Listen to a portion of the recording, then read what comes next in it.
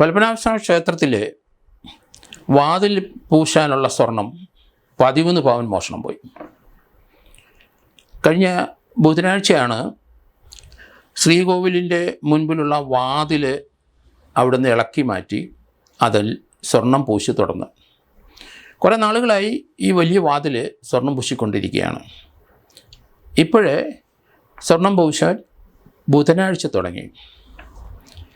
ശനിയാഴ്ച ആ സ്ട്രോങ് മുറിയിലെ 13 പവൻ സ്വർണം അത് സ്ട്രോങ് മുറിയിൽ നിന്ന് നോക്കിയപ്പോൾ സ്ട്രോങ് മുറിയിലില്ല.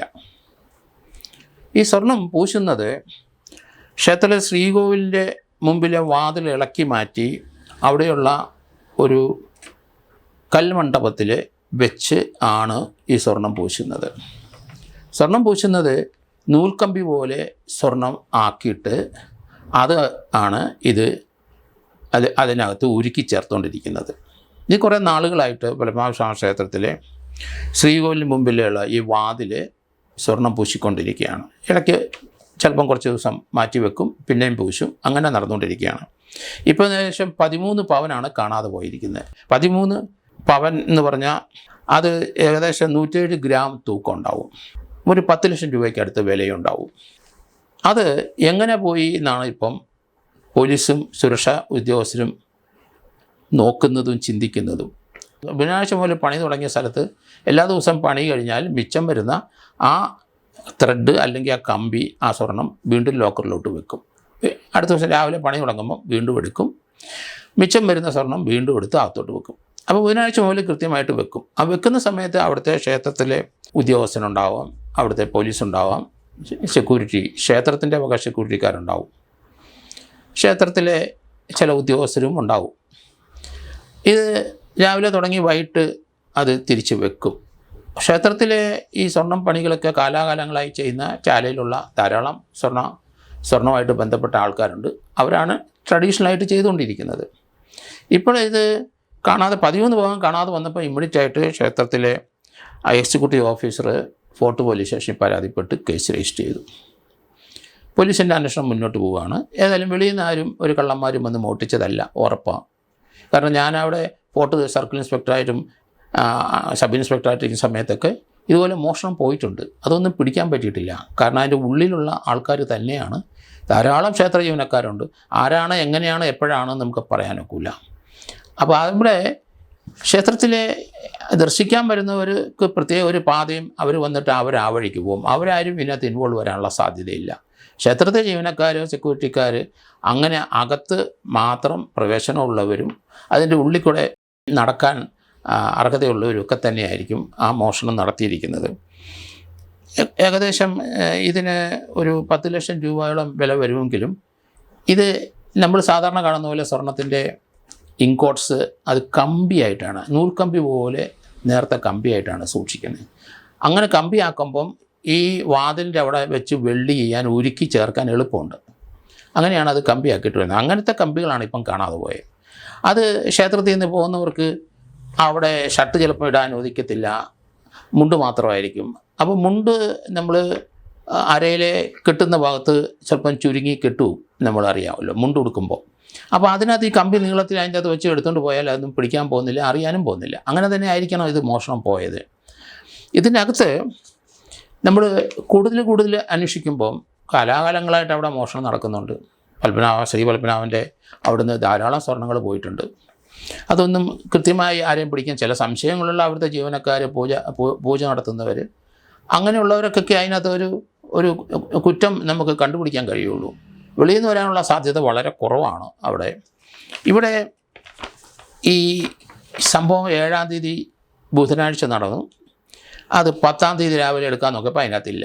അതിനർത്ഥം 7-ാം തീയതി അതിനകത്ത് വെച്ചോ, 7-ാം തീയതി 8, 9, 10-ാം തീയതിക്ക് മുമ്പ് രാവിലെ എടുക്കുന്നതിന് തൊട്ട് തലേ ദിവസം അതിനകത്ത് വെച്ചോ ഇല്ലെന്നുള്ള പ്രശ്നം. വെച്ചെങ്കിൽ ഈ സാധനം അവിടെ കണ്ടേ, അപ്പോൾ വെച്ചില്ല. അപ്പോൾ 7-ാം തീയതി മുതൽ കൃത്യമായിട്ട് ഈ പണി ചെയ്ത് കഴിഞ്ഞ് 10-ാം തീയതിയുടെ തലേ ദിവസം ആ സാധനം അതിനകത്ത് പോയില്ല. അതിൻ്റെ അർത്ഥം ആ സാധനം വെക്കാൻ ഉത്തരവാദിത്തപ്പെട്ട ആ ക്ഷേത്ര ജീവനക്കാരന്, അല്ലെങ്കിൽ അവിടുത്തെ സെക്യൂരിറ്റിക്കാർ, അല്ലെങ്കിൽ ഈ സ്വർണം പണി ചെയ്യുന്നയാൾ ആ ലോക്കർ തുറന്ന് തിരിച്ചു വെക്കുകയാണ് പതിവ്. അപ്പം കള്ളൻ കപ്പലിൽ തന്നെയുണ്ട്, വേറെ എങ്ങും അന്വേഷിക്കേണ്ട ഒരു ആവശ്യമില്ല.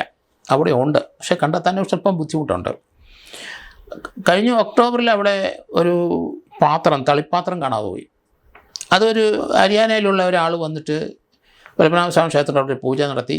ആ പൂജയായ കുറേ അധികം സാധനങ്ങളും പാത്രങ്ങളൊക്കെ ആയിട്ട് അവിടെ കൊടുത്തു. അത് തിരിച്ചു വാങ്ങിച്ച കൂട്ടത്തിൽ ക്ഷേത്രത്തിലൊരു പഴയ ആർക്കിയോളജിക്ക് വാല്യൂ ഉള്ള ഒരു തളിപ്പാത്രം, ചെറിയ മൊന്ത പോലത്തെ ഒരു സാധനം അതിൻ്റെ കൂടെ പോയി. ഈ സാധനം പിന്നെ അന്വേഷിച്ചപ്പോൾ അവിടെ കണ്ടില്ല. CCTV ദൃശ്യത്തിലൊക്കെ നോക്കിക്കഴിഞ്ഞപ്പം ഈ തളിപ്പാത്രം ആ പൂജക്കാരന് തിരിച്ചു കൊണ്ടതിനകത്തൂടെ പോകുന്ന കണ്ടു. അയാളവിടെ ഫീസ് അടച്ചിട്ടാണ് അവിടെ വന്നത്. അവിടെ പൂജ നടത്താനൊക്കെ അതിനുള്ള തുകയൊക്കെ അടച്ചിട്ടുണ്ട്. ആളുടെ അഡ്രസ്സുണ്ട്, ഹരിയാനക്കാരനാണ്. അയാളെ വിളിച്ചു, അയാൾ വന്നു. ആ സാധനം അയാളുടെ കയ്യിലുണ്ട്. ഇത് പത്മനാഭസ്വാമി ക്ഷേത്രത്തിൽ ഒരു പുണ്യ പാത്രമായതുകൊണ്ട് അയാളത് സൂക്ഷിച്ചു വെച്ചു വീട്ടിൽ. അത് വിൽക്കാനൊന്നും പോയില്ല, അതിൻ്റെ ആവശ്യം അയാൾക്കില്ല. അയാൾ IT-കാരനാണ്, ഓസ്ട്രേലിയയിലാണ് അയാൾ ജോലി ചെയ്യുന്നത്. അപ്പോൾ ആ സാധനം അയാൾ പൂജ നടത്തിയ ശേഷം തിരിച്ചു കിട്ടിയതെല്ലാം അത് വളരെയധികം വാല്യൂ ഉള്ളതെന്ന് കരുതി അദ്ദേഹം അത് വീട്ടിനവിടെ സൂക്ഷിച്ചു വെച്ചിരുന്ന കൂടെ തന്നെ ഈ പാത്രമുണ്ട്. അത് തിരിച്ച് ഇവിടെ കൊണ്ടുപോയി കൊടുത്തു. അയാളുടെ പേരിൽ കേസെടുത്തെങ്കിലും അത് പോലീസ് ആ കേസ് ഫർദർ ആക്ഷൻ ഡ്രോപ്പ് ചെയ്ത് കളഞ്ഞു. കാരണം അത് നിൽക്കത്തില്ല, കേസ് നിലനിൽക്കുക. അയാൾക്ക് ഒരു ബാഡ് ഇൻറ്റൻഷൻ ഇല്ല. അയാൾക്ക് പൂജ ചെയ്തു, അതിൻ്റെ കൂടെ കൊടുത്ത സാധനങ്ങളുടെ കൂടെ ഈ തളിപ്പാത്രം പോയെന്നേ ഉള്ളൂ. പക്ഷേ ഇപ്പോഴത്തെ പ്രശ്നം അതല്ല. ഈ ക്ഷേത്രത്തിലെ 13 പവൻ മാത്രമാണ് പോയതെന്ന് നമുക്കറിയാം. ഇനി അത് കൂടുതൽ പരിശോധിക്കേണ്ടിയിരിക്കുന്നു. അവിടെ ഇനി വേറെ സ്വർണ്ണം ഉണ്ടോ, അത് അങ്ങനെ പോയിട്ടുണ്ടോ, അതൊക്കെ നോക്കേണ്ടിയിരിക്കുന്നു. ഇത് തിരിച്ചവിടെ വെക്കില്ല എന്നുള്ള കാര്യം ഉറപ്പ്, അത് കൊണ്ടുപോയിരിക്കുന്നു. ആ കൂടെ ആ സ്ട്രോങ് മുറിയിൽ അല്ലെങ്കിൽ ആ മുറിക്കകത്തുള്ള സ്ട്രോങ് ബോക്സിനകത്ത് അവിടെ പൂട്ടുണ്ട്. അതിൻ്റെ കൂടെയുള്ള മറ്റു സ്വർണ്ണങ്ങളും പോയിട്ടുണ്ടെന്നും കൂടെ ഇനി പോലീസ് നോക്കേണ്ടിയിരിക്കുന്നു. അതിലെ ക്ഷേത്ര ഭാരവാഹികൾ നോക്കേണ്ടിയിരിക്കുന്നു. ഈ സംഭവം അവിടുത്തെ സുരക്ഷിതത്വത്തിന് ഒരു ത്രെട്ടല്ല.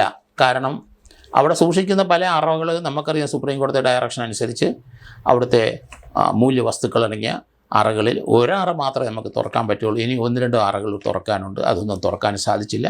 അവിടെ ഓക്സിജൻ്റെ കുറവുണ്ട്. അത്ര പുരാതനമായ ആ സ്ഥലത്തിന് കോടാനുകോടി രൂപയുടെ ആസ്തി, ഗോൾഡ്, ഡയമണ്ട് അങ്ങനെയുള്ള വാല്യുബിളായിട്ട് ധാരാളം ഉണ്ട്. അതിൻ്റെ ഒരു കണക്കെടുത്ത് സുപ്രീം കോടതി ഒരു മുറിയിലെ മാത്രം, ബാക്കിയുള്ളത് ഇതുവരെ എടുത്തിട്ടില്ല. അത് അതേപടി അടച്ച് സീൽ ചെയ്ത് സൂക്ഷിച്ചിരിക്കുകയാണ്. അതുകൊണ്ട് ലോകത്തിലുള്ള കള്ളന്മാർക്കൊക്കെ മനസ്സിലായി, നല്ല കള്ളന്മാർക്കൊക്കെ മനസ്സിലായി, ഇവിടെ കോടാനുകോടി രൂപയുടെ സ്വത്ത് ഈ ക്ഷേത്രത്തിലുണ്ട്. മധുര മീനാക്ഷി ക്ഷേത്രത്തിലാണ് പിന്നെ ഉള്ള സ്വത്ത് കൂടുതലുള്ള ഒരു സ്ഥലം. അപ്പോൾ ഇവിടെ അതുപോലെ ഉണ്ട് എന്ന് മനസ്സിലാക്കിയ ലോകത്തിലെ പല വലിയ തട്ടിപ്പുകാരൊക്കെ വരാൻ സാധ്യത ഉള്ളതുകൊണ്ടാണ് ഒരു SP-യുടെ നേതൃത്വത്തിലാണ് അവിടെ പത്മനാഭസ്വാമി ക്ഷേത്രത്തിലെ അവിടുത്തെ സെക്യൂരിറ്റി, പോലീസ് അതിനുശേഷം സുപ്രീം കോടതിയുടെ ഡയറക്ഷൻ അനുസരിച്ച് കൈകാര്യം ചെയ്യുന്നത്. അപ്പോൾ വെളിയിൽ നിന്ന് ആരെങ്കിലും വന്ന് അവിടെ ഒരു മോഷണം നടത്തിയെന്ന് നമ്മൾ ചിന്തിക്കേണ്ട. അത് ഇൻസൈഡ് ജോബാണ്, അകത്തുനിന്നുള്ളവർ തന്നെയാണ്.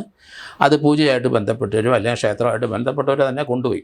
ഏതായാലും പോലീസ് കേസ് രജിസ്റ്റർ ചെയ്തിട്ടുണ്ട്. ഇതിൻ്റെ കൾപ്രിറ്റിനെ കണ്ടുപിടിച്ചാൽ നല്ല കാര്യം. അത് കണ്ടുപിടിക്കട്ടെ എന്ന് നമുക്ക് ആശിക്കാം, അതിന് പ്രാർത്ഥിക്കാം.